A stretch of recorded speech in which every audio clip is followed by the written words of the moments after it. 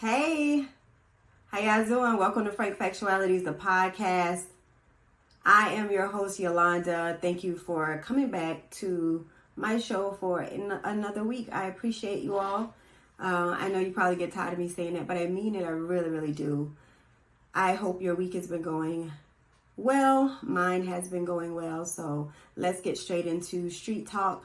Over the MLK holiday, I have been actually catching up with Surviving R. Kelly. They released a second part of the show, and this was interesting to me because it's after the trial. So these people are kind of talking about the times leading up to, and they're going over the witness list and all of the people that they had in the case to tell their story. So they were calling them like Jane Doe, and we learned in the part 2 that there was a John or 2 John Does. So it was really interesting, and it was the same people from the first one. I don't know if you guys saw the first one, but it was some new faces. There were some people who didn't want to show their face.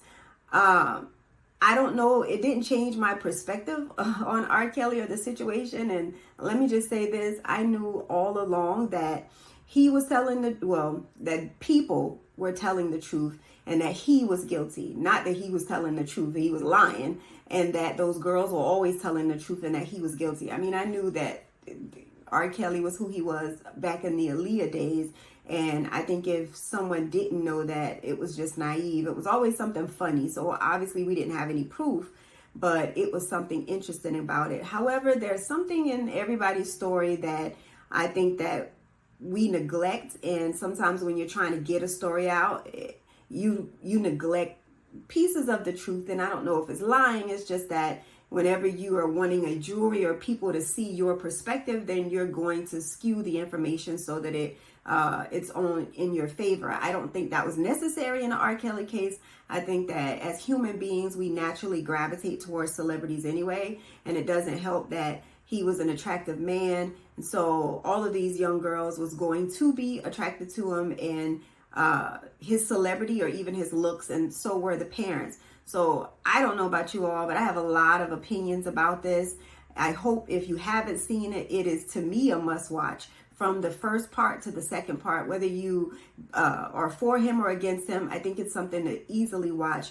But I think it's true. I think all of those things happen. And just like everybody else, I feel like there were a lot of people I don't want to say blame, but there were a lot of people that had their hands in this, that had something to do with this, that need to be called out as well. Because how can we prevent this type of thing from happening? What can we do to protect our little girls and our little boys? Now, it wasn't all kids or teenagers that he was being charged of abusing or abducting and capturing. It was also some young adults, young ladies. So how can we prevent this? I want to offer you all a little different perspective, and this isn't for either side. It's just some things that I've been thinking about when it comes to this case and pedophiles and men dating young girls. And when you're a part of that lifestyle or been a part of that lifestyle, you kind of have a different perspective on things. And I see how this type of thing can happen. And I'll, towards the end, give you guys a little insight on what I think can be done to try to prevent this as much as possible. But before I get into it, let's go all the way back to something that I learned in undergrad when I majored in psychology. And, in psychology, you have to learn about all these different theories. And Sigmund Freud, I'm pretty sure you guys have heard of his name, always talked about this Oedipus complex. And in this Oedipus complex, he talked about how boys and girls always had this primary desire for the opposite sex parent. And they had an anger towards the same sex parent. And pretty much, in layman's terms, their first love was a boy's first love is their mom. A girl's first love is their father, but it was a deeper desire. And I know y'all know this is true, whether you believe in that sort of psychology stuff or not, because I've seen, I don't know how many TikToks like this are showing when they get ready to kiss their spouses, how their babies flip out and get angry with them and hit them and shove them like, don't touch them. And we record this like this is cute, but this is your child's first encounter with attraction, desire for the opposite sex.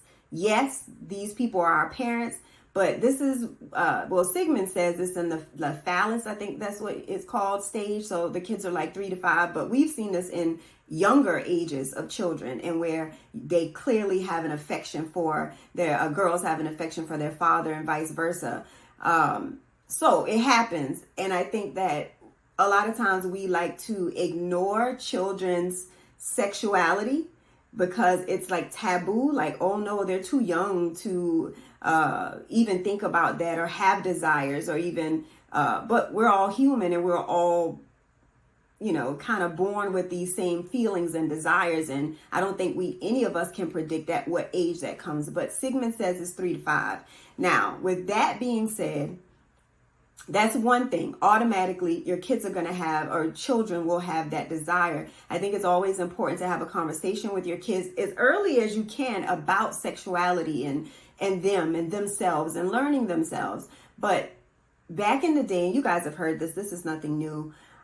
Women were determined by their, a young girl was determined to be a woman when she started her cycle. Sometimes that's at 9.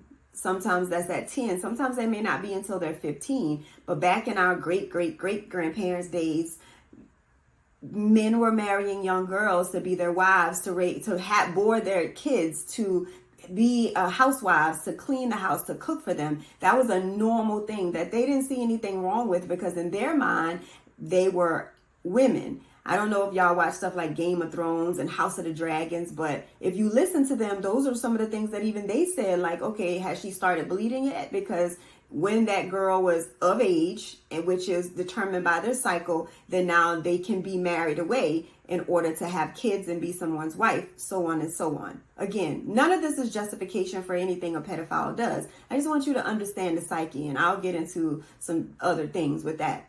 So if, like me, you grew up with, say, a grandmother that was old-fashioned and she married young and had a bunch of kids. Because let's be clear, our great-grandparents didn't have 10 to 12 kids or more because they started at 20, 21.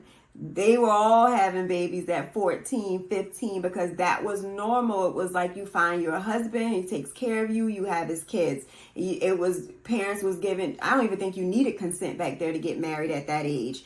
And sometimes I don't even think there always been a real courthouse for marriage. It was just, okay, you're going to have this little ceremony, y'all going to get married, and then this is your husband and you live this life. So this has been going on through the test of time, and you don't know what type of traditions. We value certain traditions, but then we don't think about some of the negative traditions that some families may have carried on. Now, follow me here, because I know I'm jumping into some different things. So now we know that R. Kelly was abused himself, and that his sister was sexually assaulting him, and that she made him do all these things to him. So in the second part, they were saying how, they don't understand how he doesn't see that this is wrong, and that, he had all these psychologists. Now, I can tell you from learning and studying these things myself, and even school counseling, that there's one thing that reading or studying can't teach you, and that's just wisdom from experience. You can't tell me what a person will or won't do, what they experience, and why they're the way they are if you've never gone through the type of trauma that they've gone through. So although you can speculate, you won't truly know what a person goes through and what's in their mind when this sort of thing happens to them and what they will grow to be. But unfortunately, I've experienced those things, and I have my perspective on what his psyche may be like. And again, he's different from me. My experiences wasn't his experience, but I have an opinion. So back to R. Kelly and his sister. There was a dominance there. There was a control there. And one of the ladies said something in the documentary that stood out. She said, I think that it was control for him, not necessarily sexual. Yes, he did all these sexual things, but in the second part, they were talking about feces, and him videotaping some woman in feces, doing something with feces, and that also another woman testified that she couldn't arch her back, and that R. Kelly made her sit in this position so that I guess she could practice on arching her back for like hours on camera. Even he got tired and needed to take a break because it was so long. So I just think that because his sister had dominated and controlled him for so long and made him do so much, he, unlike a lot of us, was in a position to dominate and control a lot of people, even the people that permitted this. I mean, that allowed this, that allowed all of this to go down. He was in control. He controlled the money. He controlled their minds. He had power because he was a celebrity and he had influence. So all of that made him do all of these different things that he could do. Yes, the sexuality or sexual part of it was really gross, and the things that he had some of these women doing. But more importantly, I think it was the power of it all. And the fact that he knew that he could make all of these things happen.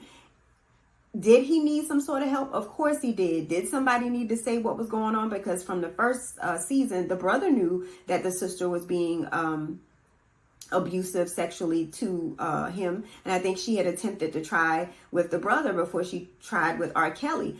Either way, it was all tragedy. So I'm going to tell you guys my story, and then again, talk a little bit more about how I feel like this played, or how this kind of played out and can play out. And again, figure out how we can get to the bottom of this to just help the young ladies and men around here, boys that are going through this or may.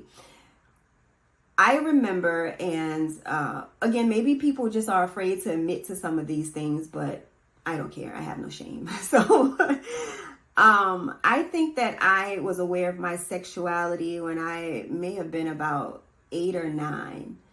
And I remember, and this may be a little uncomfortable for some of you, but I'm being honest because I want you guys to be honest with yourselves too. We all joke about like humping our cousins and little things like that back in the day, spending the night and stuff like that. But I remember just rubbing up against things in my private area and noticing that it felt good, like stuffed animals in your pillow and cover and whatever. And I guess you can say I was masturbating or messing with myself at that age. And I knew what an orgasm was at that age. I'm going to be honest. It's the same feeling. I'm just going to be honest. I knew what it was.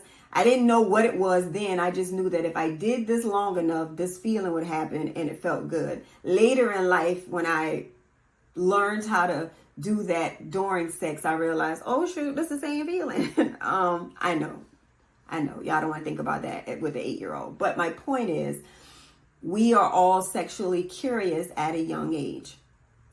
Another thing we need to be honest about, most young girls have an attraction to an older man that's not their father, usually when they are around 8, 9, 10, 11, 12, 13, 14. We all did, let's be honest, whether it was your doctor, your school teacher, the pastor, the deacon, somebody else that went to the church, your mama, friend, husband. We all did. You all was like, ooh, Lord, that man do something to me. We were young, so it wasn't like you were going to express it. But we all had these little childish crushes on these older men. It was a natural thing. And I'm sure boys did too. I'm not a boy, but I hear them talking about how, ooh, my teacher was so fine back then, blah, blah, blah, blah. That happens. It is normal. Unfortunately, it is what happens. I'm not saying it is right. I'm not saying it's wrong. I'm saying it happens, and we got to be a little bit more transparent and real about what happens so that we could try to get to the bottom of it. But that stuff happens.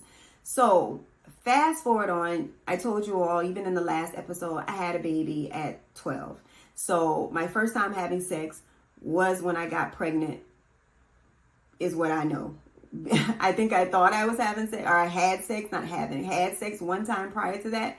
But trust me, if you're a woman listening to this, oh, you know when your first time is. Trust me, you feel it. So when I had sex for the first time, it was when I got pregnant. And from that point, I had been dealing with older men since. At 12, let's start over. I met this guy while I was pregnant, and he was about 25 at the time, and he and I developed a sexual relationship after I gave birth to my daughter. He was about 25 years old. And then I remember being 14, dealing with a 21-year-old, and then later around that time, about same thing, 25, 6-year-old. They were always in their 20s, let me say that, and I was younger than 17 for sure. What I can tell you is that these men always knew my age. After I had my daughter, I can remember my grandmother being at my mama's house, and she said to me, you know, you got a baby now, you grown. So you need to find you a man that can help you take care of your child. I remember that conversation vividly. So I say all that to say to you all, it wasn't a wrong thing in my house to date an older man. So before you condemn these kids or the situation, you got to understand people's house. And even in the school setting, I know we always try to figure out why kids do the things that we do, and we think that we can save them sometimes. What I can tell you is that it didn't matter what anybody else said to me in the streets. What I knew that this was okay in my house. And if my mom and the people that raised me and take care of me tell me that I'm not doing anything wrong, why would I believe you? You get what I'm saying? We're children now. So you're expecting me to have this adult mind and just be rational about the pros and cons of things when we are how we were raised. So if my parents are raising me to say, this is normal, this is okay, you're not doing anything wrong, I can't see past that. Nothing's happening to these people. They come pick me up. They come over to the house. They're able to date me. Why would I think it was something wrong with that? So I hear these parents saying like, oh no, these kids with R. Kelly, this is, no, we were just trying to get it. They knew what time it is, but they're afraid to admit that we thought it was okay. We didn't see anything wrong with it. It was a benefit for us all. My daughter was fast anyway. I got called that a lot. She fast for whatever reason. Again, we all are sexually curious. I don't think that any little girl got to be fast tail, fast in the behind, mannish, whatever we used to get called back then, because it was everybody. But I need that to sink into you all for a second, because again, I lived that life. I'm telling you that it wasn't anything wrong with it. So I didn't think so then, right? R. Kelly's situation was unique in that he was an abuser. So not only was he sexually manipulating these women, but he was damaging them with the stuff that he was demanding them to do sexually. And it was very controlling. Now, a lot of those women were saying, one of the girls in particular stood out to me because I don't know why nobody saw anything wrong with this, but she was probably about 14 at the time, and he was at a trial for his first case, and she used to stand outside the courtroom in support of him. And I guess he noticed her, and one of his people got with her and gave her his contact information to reach out. Her thing was, I was such a fan. I just wish she could be honest, and I know she's not going to be honest, but yeah, she might have been a fan, but she knew in her mind that R. Kelly would mess with her. He liked little girls, and she wanted her shot. I mean, just being honest, she said that she was out there, didn't have much parental control. I think that what I noticed with most of these women is they didn't expect the treatment that they got once they got with R. Kelly. They didn't. And I think, like most women think, even to this day, that they're the woman that's going to change the man. So like, he's going to get with me and he's not going to want to be messing with a whole bunch of girls. It's just me. I'm unique. So I'm the difference in this. It's just me. He don't do this all the time. I'm just so special that he's just doing this with me. I mean, and I respect one woman because she did admit that. Her thing was, I had a suspicion that he was messing with Aaliyah, but I wasn't sure. My mom didn't want me seeing him. R. Kelly came to her high school graduation, so I'm sure she felt really special. After she graduated, she moved out with him, and then she found the tape of him and Aaliyah having sex and confronted him, and I think he threw her down the steps or something. And I think that you can even see it in her face. She wasn't even upset that, he threw her down the steps. She was more upset that he had been cheating on her than finding out that, oh my God, he's a pedophile. He just messed with a bunch of little girls. None of that mattered. She was mad at R. Kelly because he was cheating on her, because she had confronted him about this several times and he denied it. So again, not justifying his actions and saying that he was wrong. Again, being a victim myself, I can tell you that at the time, I did not think I was a victim. It wasn't until I had my own child and could see her development and who she was at 12 and 13 that I understood that these men were users and manipulators and that something was wrong with them, that they saw something sexual in me. And then when somebody else had to tell me I was a victim, because again, I didn't quite see that then. So I don't blame anyone. As I stated before, I understand how this type of thing could happen. And in my case too, whenever there was abuse, there was one guy, and some of them were nice, and some of them were I was actually in relationships with. And I dated one guy who sold drugs, and I wanted to date him because he was popular and people knew him, but he was very aggressive. You know, he pulled guns out on me plenty of times, you know, here and there. He would make me walk to the locations that he was at, and I did it, and just rough me up a lot. And I never told anybody because, again, I didn't want to make him mad. I didn't want him to stop dealing with me. So I didn't say anything about it. And that kind of drew me away from him, but not necessarily that. And hindsight always is 2020, and me looking back at it, I had nothing to offer them other than my body. Not that we didn't have conversation, but what could I really talk about? I was in school. I never lied about who I was or what I was. Shoot, that same guy that I'm talking about used to tell me not to get on the school bus and that he would send a taxi to come pick me up. So I would leave my house as if I was going to the bus stop, and when the bus came, I just kind of hid behind the walls, or the taxi may have picked me up before the bus came, but either way, I would go to his house. And so he knew that I was in school. I was like ninth grade around this time. And like I said, he was well into his 20s, and it didn't matter to him. And he was dating grown women as well as young women. And to this day, this guy, I see him with women my age now, and these women have daughters. And I just sit here and wonder, is he still that same pervert? I could say that I was the only one, but I doubt it. You know, these type of things are usually not isolated, and men are typically always that, because that's just what they're attracted to. I now know, again, that I was a victim. As I stated before, I never saw that.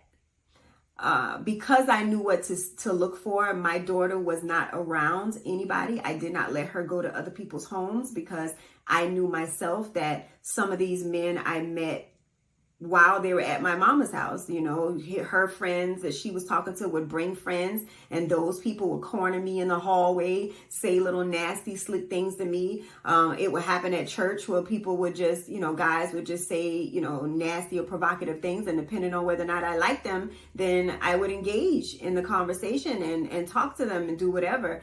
It would just depend on me at the time, but you got to make sure that you're keeping your child a child and making sure that you monitor and protect them. And you can only do that whenever you're in control. So when her friends would say they wanted her to come over, I don't know what you allow in your house. And even if I know you, I still don't know you and your family and your friends and y'all's interaction. So your friends can come to my house because I'm in control, but I didn't feel comfortable with. And if their family might say the same thing about me, well, ma'am, I don't know your house. You had your baby as a young girl. That's fine. They don't have to come. All I'm saying is that I wanted to always be in control. So if you ever have a conversation with my daughter, she'll tell you that I was very protective and I didn't let her do certain things. But that's because I knew that the boogeyman was in the closet. I knew that when I would spend a night to my cousin's house and they had a room that was near, you had to go through their room to get to the bathroom, that men will touch us as they pass through to go to the bathroom, because they were at a card party at my cousin's house smoking and drinking with her parents, and they were all messed up and didn't care what they were doing. So it's always there. How many of us know of the neighbor that messes with young girls, say inappropriate things, and don't call them out on it? It doesn't have to be your daughter for you to call them out, or your son for you to call them out. You got to stop that stuff then, and you got to do all you can do to protect your children. It is just what it is. I don't know what could have saved or protected me, like I said, because I was made to feel as though, or I was grown, that is what I felt in my mind. And although I knew that I still had to follow rules when I was out in the street, as in like at school and different things like that, I knew that my life was different compared to everybody else in my building, and that's the school. So no matter how someone else looked at me and judged me, I didn't get that same judgment at home. And things were just different. I think that when I may have gotten about 22, 23, I enjoyed talking to guys my age at that point. Not that I didn't talk to any guys my age at all, but I was not opposed to talking to guys older than me, and I would often get approached by older guys, and 9 times out of 10, those guys were affiliated with somebody in my family or from my neighborhood that everybody knew. So it wasn't some strange random person. Now, it's different these days because You don't even have to have somebody from your neighborhood or from your school or from your church approaching you. It's social media. So these kids are lying about their age on Instagram and lying about their age on Facebook so that they can get an account, and they posting all kind of stuff. And these kids send pictures. Trust me, I know, because I work at the school. So they send pictures and they send videos, and they are explicit, and they are a little bit more reckless, and they see a sense of pride in dating older men. It's like, I'm not one of y'all because, my man is grown. And I understand it, which is, I'm not justifying it. What I'm saying is I've been that girl and I get it. And I don't know those young ladies' household. The difference is I can have a conversation with them and they do listen to me because I don't judge. I relate. And because I relate, I'm better. They listen to me and tend to pay attention to what I say. Number one, I need you to know you have nothing to offer that man. That is obvious. There's nothing that you can do for him. Absolutely nothing. And in turn, there's nothing that he can do for you at this time. Yeah, he may throw you a couple of dollars. The same thing that the boy working at McDonald's your age can do. This man isn't taking care of you. I think that, again, we all think that we're going to be the different person. We're going to be the one to, he's just going to marry me. I'm different from everybody else. And no, it's just that same thing. So don't be afraid to have a conversation with your young girls and your young boys about pedophiles and about what men can and will do. Don't let them be loved bombed by these people because you, in turn, don't show them the type of love that they need, because that's something else we don't talk about, is how they said in the documentary that R. Kelly preyed on young girls and that came from broken families whose parents didn't care for them and weren't looking for them. Again, I understand. Not that my mom wasn't looking for me and didn't care for me or love me. I don't think it was any of that, but I had permission almost to do those type of things. And so it was different. He wasn't, a grown man wasn't going to get in any trouble from dating me. My consent was consent enough for them to do it. And that's just how it was. And if you understand that your household is not how everybody runs their household, and that some people are truly traditional and think old fashioned and see nothing wrong with that. Some people came up just like me and still don't see anything wrong with it, even though I do. Just because I was a victim, I understand. I'm a survivor of it. I get it. So I won't let that happen to my daughter, my granddaughter, my son, or anything like that. But there are women that went through the same things I went through and allow their daughters to do whatever they want to do. To each his own. All I can say is, when you know better, you do better. And frankly, the fact of the matter is, you owe it to your children to protect them. So do all you can do to make sure that you do that. And that's it. We have to, as a society, hold ourselves accountable. And that is what my platform is all about, if you haven't figured that out by now. It is about accountability. I want everyone to take a look in the mirror whenever there's any type of situation or issue and say, what can I do to make the situation better? We spend so much time condemning and worrying about other people. I can't fix R. Kelly. I can't fix his psyche. I can't fix the people around him and the security that allowed it to happen. I can't fix those women and parents of those women. But I can say to myself, well, Yolanda, what can you do? And like I said, I talk to those girls at the school when these issues come up, no matter what the situation is. I talk to them, but obviously because I'm in a school setting, there isn't but so much I can say and do. But as their parents, you have the authority to tell them what it is that they need. And everybody knows what their kids are doing. Let's be clear. As a mom, I knew exactly when it was that my daughter became sexually active. It is a change. And if you pay attention to your kids, you know exactly when that is. My daughter was in college, thank you, Jesus. But I understood and I knew exactly when it was, because you do change. Pay attention to your little girls and don't condemn them if they're sexually curious, because we all were. We all were. So, again, if you haven't watched it, if you have an opinion on it, go watch it, listen to it, pay attention to some of the signs. It's really interesting if you listen to some of those ladies' stories. I just told you a little bit of mine. Listen to their stories. I am okay. So if this has happened to you or your daughters or your sons, they too will be okay. I do recommend therapy, as I always do, for people struggling with anything that has been long going and they seem to not have a resolve for it. So go get the help that you need. That is my time, guys. I so appreciate you guys. Till next week. Bye.